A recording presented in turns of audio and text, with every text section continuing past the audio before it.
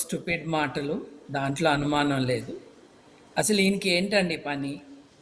కాకపోతే నాకు భయమేస్తున్న విషయం ఏంటంటే, ఇతను ఇట్లా మాట్లాడాడనే కాదు.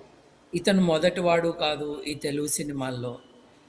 ఇప్పుడు 'నందమూరి బాలకృష్ణ', 'పద్మవిభూషణ్' బాలకృష్ణ స్టేజ్ ఎక్కి ఏం మాట్లాడాడో మనకు తెలుసు. పద్మశ్రీ పుచ్చుకొని గర్వంగా కూర్చుని పీఠం ఎక్కి మాట్లాడే గరికపాటి ఏం మాట్లాడాడో మనకు తెలుసు. ఆడవాళ్ళ గురించి, వాళ్ళ బిగుతులు, వాళ్ళ శరీర అవయవాలు, వీటన్నిటి గురించి. ఈ పబ్లిక్ లైఫ్లో ఆడవారి పట్ల ఒక నీచమైన భావన ఉన్నవాళ్లే మగవాళ్ళు మనకి ఎక్కువ కనిపిస్తూ ఉన్నారు, ముఖ్యంగా సినిమా రంగం. ఇప్పుడు అది చిరంజీవి సినిమాలు కావచ్చు, అత్తగారు కనిపిస్తే చిరంజీవిని ఆపడానికి ఎవడు లేడే. ఆ మాటలేంటి, ఆ కామెంట్లేంటి. పవన్ కళ్యాణ్ జల్సా సినిమాలో ఆడవాళ్ళని ఎప్పుడు రేప్ చేయాలో చెప్పాడు కదండి, ఎట్ట చేయాలో చెప్పాడు కదండి.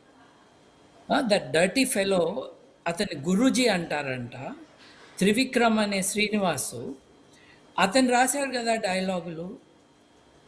తిట్టాలి కదా వీళ్ళని, తిట్టడంతో ఆపకుండా కేసులు పెట్టాలి కదా, పెట్టలేదు. సో ఈ విచ్చలవిడితనం ఈ స్టూపిడ్ ఫెలోతో స్టార్ట్ కాలేదు. ఇది ఒక కల్చర్గా, ఒక టాక్సిక్ కల్చర్గా ఉంది. నేనేమంటున్నా అంటే, ఇది మనకు తెలిసిన విషయమే. నాకు భయం ఎక్కడేస్తుందంటే, ఆ మీటింగ్లో అంతమంది ఆడవాళ్ళు ఉన్నారు, ఒక్కళ్ళు కూడా మాట్లాడలేదు ఆడవాళ్ళు. మేము బిగ్ బాస్ షోలో ఉన్నప్పుడు దాంట్లో కనీసం 3 ఆడవాళ్ళు మమ్మల్ని ఫలానా కాంటెస్టెంటు ఇన్అప్రోప్రియేట్గా తాకాడు అని చెప్పారు.